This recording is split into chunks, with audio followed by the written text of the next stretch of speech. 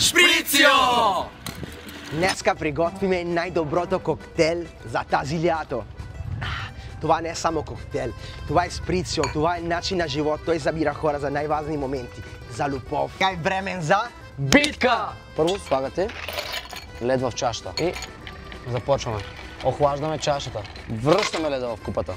След това вече наливаме от нашия аперитив.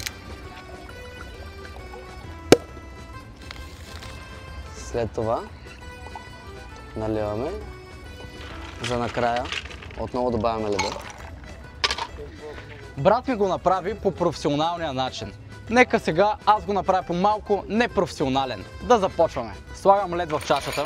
Вземам една парова лъжица и охлаждам нашата чаша. Ще оставя леда да престои в чашата, докато приготвя моите бутилки.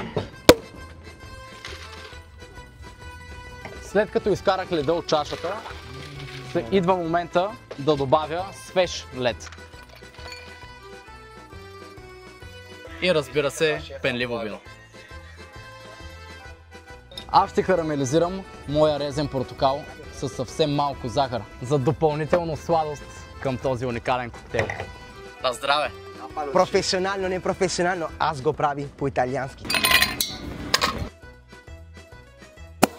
Пенливо вино, колко трябва.